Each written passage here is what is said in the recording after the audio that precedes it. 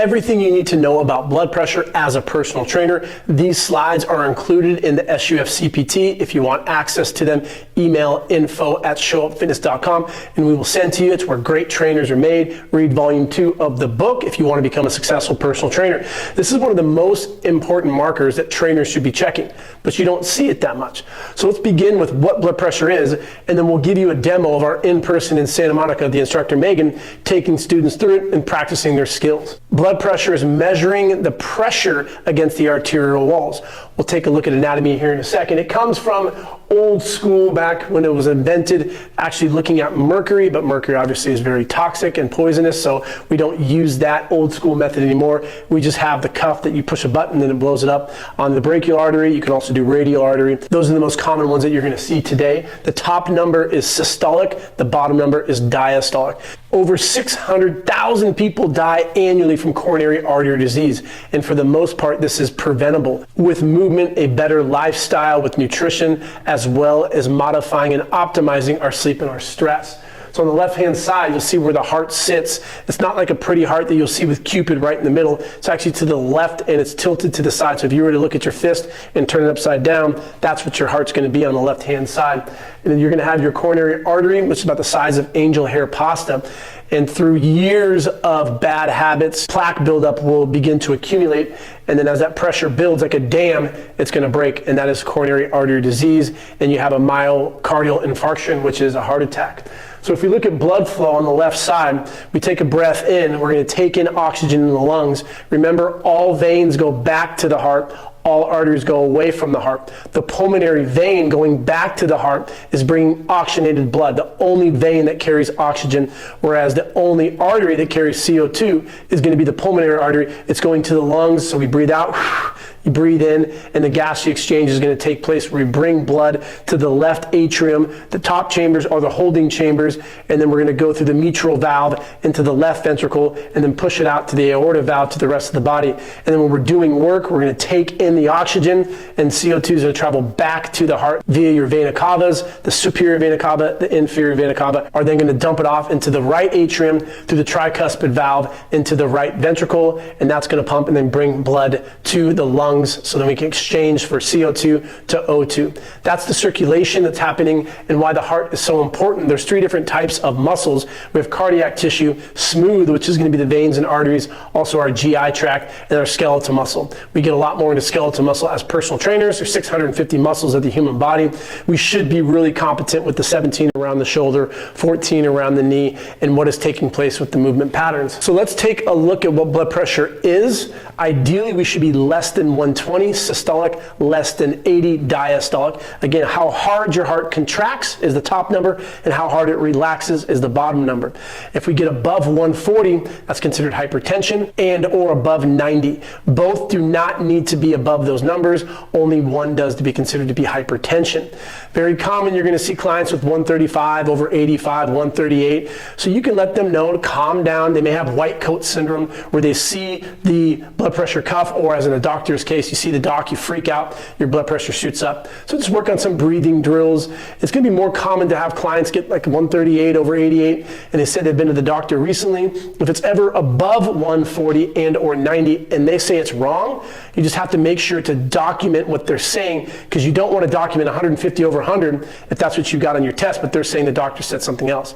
That's why it's always a best practice to reach out to that medical professional and get the medical clearance. If it's ever above 140 and or 90 2 consecutive times, I'm going to refer out and get that medical clearance, because you're looking out for your client's best interest. It's called the silent killer for a reason. This screen is very simple to do. It takes roughly 1 minute. We should be doing it more. Now, if you're working with young kids or athletes, probably you don't need to be doing it as much.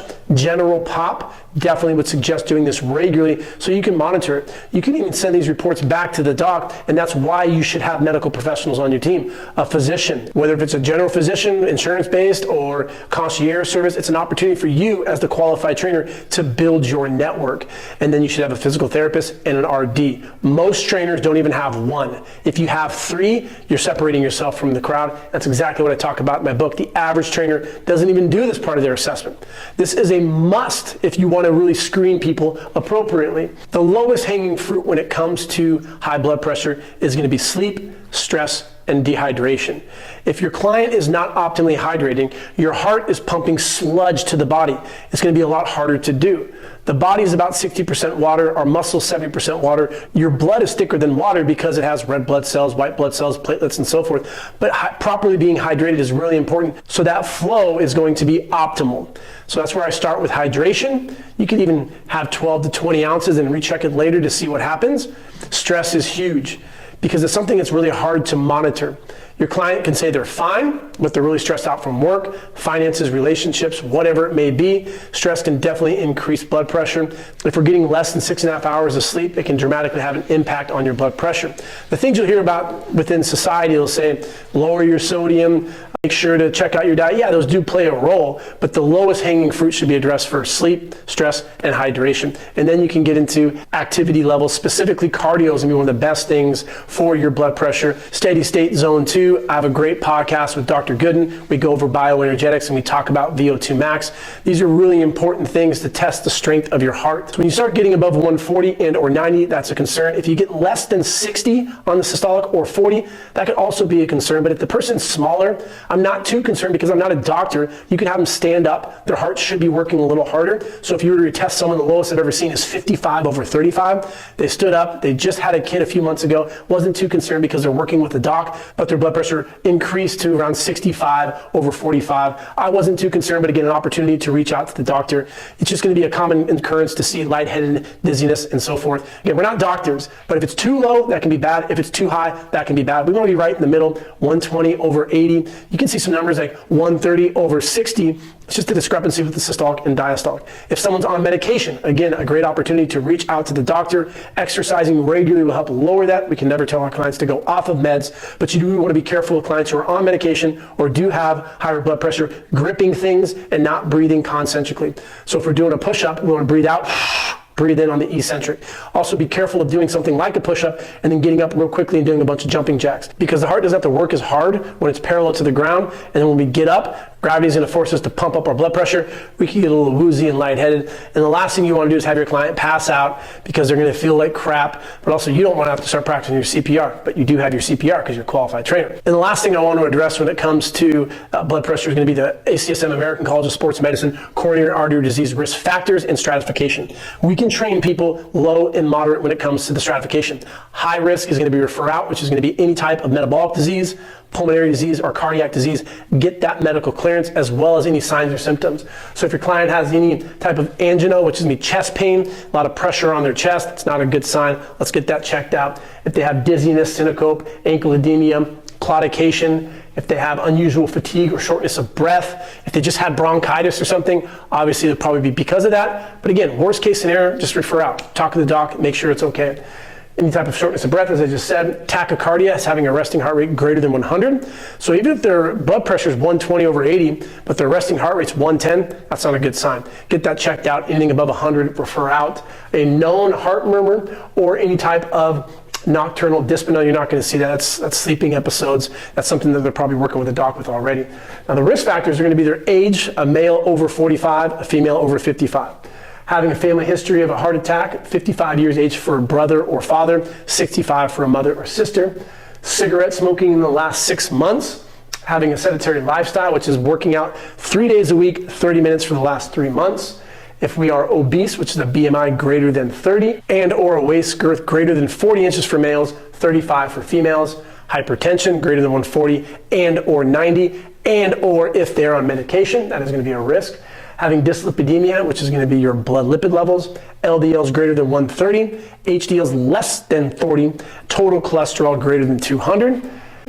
Having prediabetes, which would be fasting glucose greater than 100. And then lastly, we have a negative risk factor where if your HDLs are greater than 60, that's going to negate one of the risk factors that you had. So if your client smokes, but they have their HDLs 65, that would be 0 risk factors.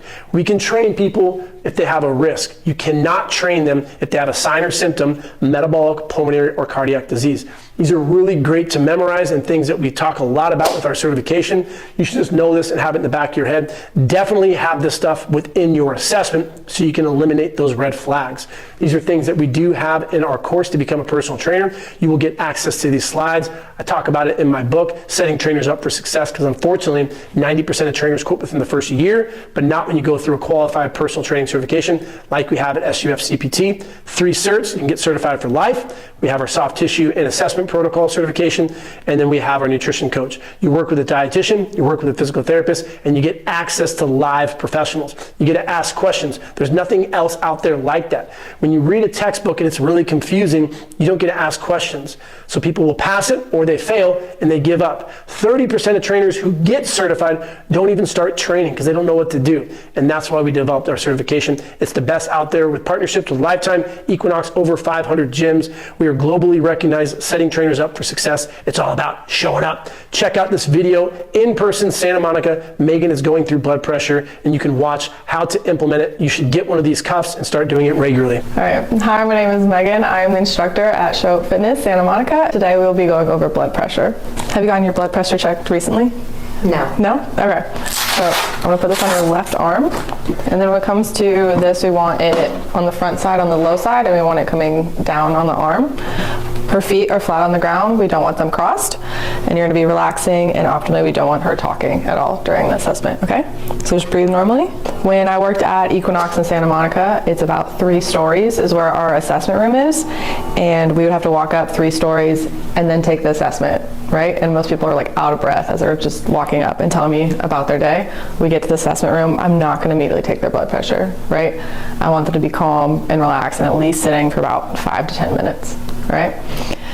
And then with blood pressure, we want about 120 over 80.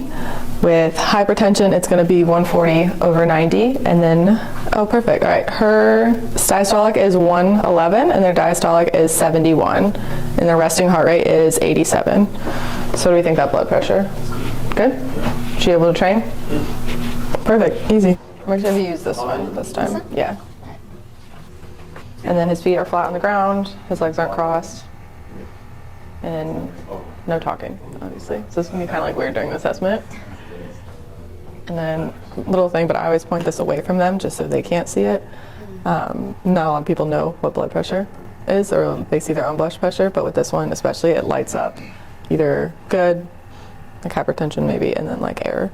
Good, what is it? 129 over 7. Oh wait, is this one or this one? So this is, yeah. Oh, and this is?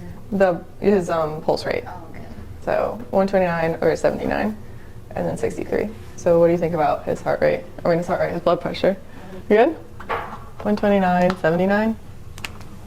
And he was also, I think he's been standing the entire time too. So I'll have you do the same thing where you just sit and let's see if it changes at all. But yeah, you can take that off him.